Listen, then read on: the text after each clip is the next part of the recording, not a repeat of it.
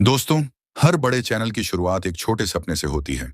अगर आपको ये वीडियो अच्छा लगे, तो चैनल को सब्सक्राइब करके मेरे सपने को हकीकत बना दो।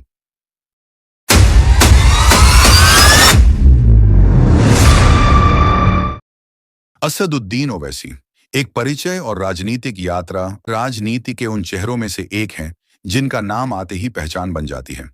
न केवल हैदराबाद या दक्षिण भारत में, बल्कि राष्ट्रीय स्तर पर भी। वे बैरिस्टर हैं, एक वकील हैं और लंबे समय से राजनीति में सक्रिय हैं। उनका व्यक्तित्व, वक्ता शैली, मुद्दों की पकड़ और आक्रामक बहसें उन्हें अलग बनाती हैं। इस लेख में हम उनकी जन्म, शिक्षा, राजनीतिक करियर, विचारधारा, प्रमुख उपलब्धियां एवं आलोचनाएं और उनका प्रभाव सब कुछ विस्तार से जानेंगे। असदुद्दीन ओवैसी का जन्म 13 मई 1969 को हैदराबाद में हुआ। वे एक राजनैतिक और सामाजिक सक्रिय परिवार से संबंध रखते हैं।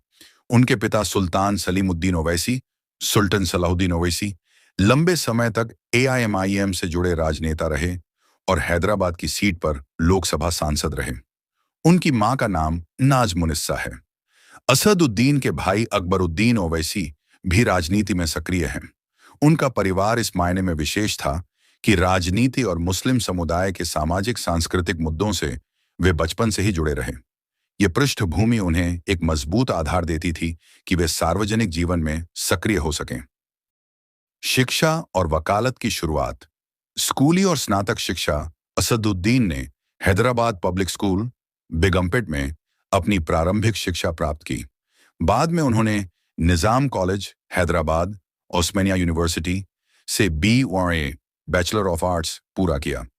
कानून की पढ़ाई और बैरिस्टर बनना शिक्षा पूरी करने के बाद उन्होंने इंग्लैंड की प्रसिद्ध संस्था लिंकन्स इन लंदन से बैरिस्टर एट लॉ कानून की पढ़ाई की।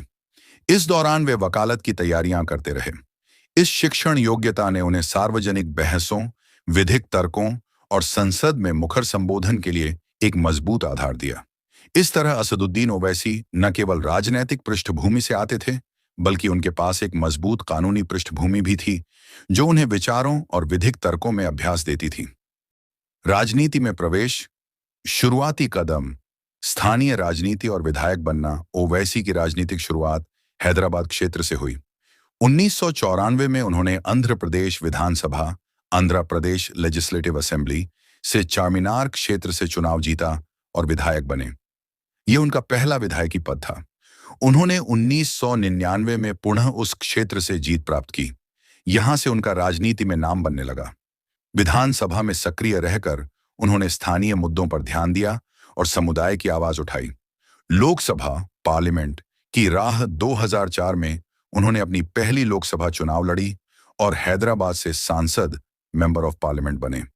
इसके बाद 2009, 2014, 2019 और 2024 यदि चुने गए हों, में उन्होंने लगातार जीत दर्ज की। जब 2008 में उनके पिता का निधन हुआ, तो असदुद्दीन ने एआईएमआईएम, ऑल इंडिया मजलिस ए इत्तेहादुल मुस्लिमीन की अध्यक्षता संभाली। इस प्रकार उन्होंने राजनीतिक सफलता के पथ पर निरंतर बढ़ते हुए कदम बढ़ाए। पार्टी का इतिहास और ओवैसी की भूमिका। एआईएमआईएम का मूल नाम मजलिस ए इत्तेहादुल मुस्लिमीन MIM था, जिसे 1927 में हैदराबाद में स्थापित किया गया था। यह संगठन पहले सांस्कृतिक और धार्मिक रूप से सक्रिय था। बाद में उसने राजनीति में अधिक भूमिका ली। जब उनके पिता सुल्तान सलीमुद्दीन ओवैसी की मृत्यु हुई, तब असदुद्दीन ने पार्टी का नेतृत्व संभाला 2008 से। उन्होंने एआईएमआईएम को सिर्फ हैदराबाद तक सीमित न रहने दिया, बल्कि अन्य राज्यों में विस्तार करने की दिशा में काम किया। राजनीतिक विस्तार और चुनावी रणनीति उनके नेतृत्व में एआईएमएमआई ने महाराष्ट्र, बिहार और अन्य स्थानों में भी दांव लगाया। उदाहरण स्वरूप, औरंगाबाद, महाराष्ट्र से एआईएमआईएम का सांसद चुनावी जीत हासिल हुई। पार्टी ने समाज के वंचित और अल्पसंख्यक लाइन को अपनाया और अपनी स्थिति को मजबूत किया। ओवैसी ने एआईएमआईएम को न केवल एक क्षेत्रीय स्थानीय पार्टी के रूप में नहीं रखा, बल्कि एक राष्ट्रीय आवाज देने वाली पार्टी बनाने की कोशिश की। वे अक्सर अखिल भारतीय मंचों पर भाषण देते, समुदायों के हितों पर बहस करते और अन्य दलों के साथ गठबंधन संभावनाओं पर भी विचार करते हैं। 5 प्रमुख विचारधारा, मुद्दे और बहसें: अल्पसंख्यक अधिकार, सामाजिक न्याय और समानता। ओवैसी का राजनीतिक अभियान अक्सर मुस्लिम समुदाय, अल्पसंख्यक और स्वतंत्रता एवं समान अधिकार के इर्द गिर्द घूमता है। वे यह तर्क देते हैं कि संविधान के अंतर्गत सभी नागरिकों को बराबरी का दर्जा मिलना चाहिए और किसी भी बहुसंख्यक समूह को विशेषाधिकार नहीं मिलना चाहिए।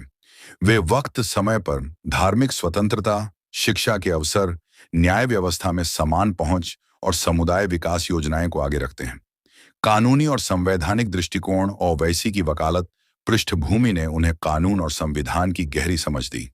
वे संसद में विधेयकों पर तर्कपूर्ण बहस करते हैं और संवैधानिक अधिकारों की रक्षा का आग्रह करते हैं। उनकी शैली में तेज सीधे शब्दों में आरोप, प्रश्न, लोकतांत्रिक हित का दावा और विरोधियों को चुनौती देना शामिल है। यह उन्हें वक्ता के रूप में जनता और मीडिया में एक विशिष्ट पहचान देता है।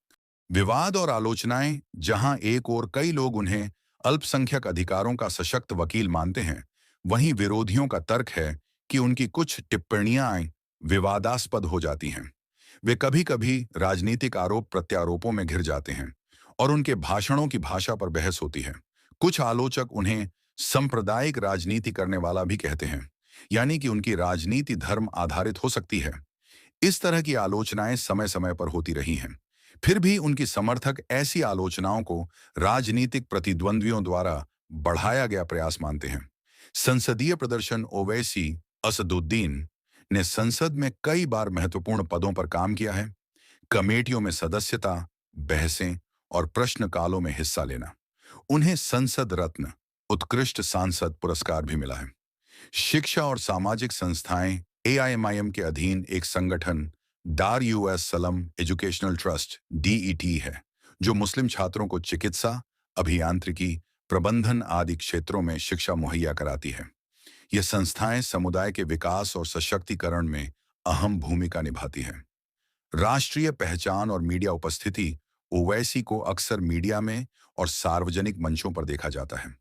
वे राष्ट्रीय बहसों में शामिल होते हैं, विषयों पर लेख लिखते हैं और भाषण देते हैं। कई मामलों में वे अल्पसंख्यक और धर्मनिरपेक्ष मुद्दों की राजनीति के केंद्र बन जाते हैं। राजनीतिक विस्तार। एआईएमआईएम ने हैदराबाद से बाहर विस्तार किया है।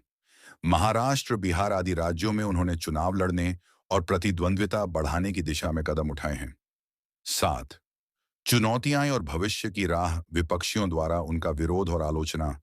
धर्म और राजनीति की सीमाएं। धर्म आधारित राजनीति की धारणा। राष्ट्रीय स्तर पर अन्य बड़े दलों से मुकाबला, संसदीय और मीडिया दबाव। भविष्य की राह। ओवैसी की राह आगे एक ऐसे नेता के रूप में हो सकती है जो अल्पसंख्यक हितों को राष्ट्रीय ध्यान दिलाता है। अगर वे और एआईएमआईएम राष्ट्रीय स्तर पर विस्तार कर पाए तो उनकी भूमिका और अधिक महत्वपूर्ण हो सकती है। वे शायद नई रणनीतियां अपनाएं, समाजवाद, आर्थिक मुद्दे और युवाओं के हकम पर जोर दें। उनकी दल बढ़ोतरी और गठबंधन संभावनाएं भी भविष्य में बड़ी भूमिका निभा सकती हैं। असदुद्दीन ओवैसी एक ऐसा राजनेता है जिन्होंने कानूनी पृष्ठभूमि, तीखी वक्तव्य शैली और समुदाय हित की आवाज को मिलाकर अपनी अलग पहचान बनाई है। वे बहसों में जवाब देने में निपुण हैं और संसद या सार्वजनिक मंचों पर मुखर भूमिका निभाते हैं। उनकी यात्रा यह दिखाती है कि कैसे एक व्यक्ति, परिवार और शिक्षा मिलकर नेतृत्व निर्माण कर सकते हैं। चाहे आप उनके समर्थक हों या आलोचक, उनकी कहानी जानना और समझना भारतीय राजनीति के एक महत्वपूर्ण पहलू को उजागर करता है। दोस्तों, उम्मीद है आपको असदुद्दीन ओवैसी साहब की यह कहानी पसंद आई होगी। एक बैरिस्टर से लेकर देश की संसद तक का उनका सफर वाकई प्रेरणादायक है। अगर आप चाहते हैं कि हम ऐसे ही और नेताओं की कहानी लेकर आए, तो नीचे कमेंट में जरूर बताइए। वीडियो को लाइक कीजिए, सब्सक्राइब करना मत भूलिए, क्योंकि ऐसी ही दिलचस्प और सच्ची कहानियां हम रोज लेकर आते हैं। मिलते हैं अगले वीडियो में। तब तक के लिए धन्यवाद और जुड़े रहिए हमारे चैनल से।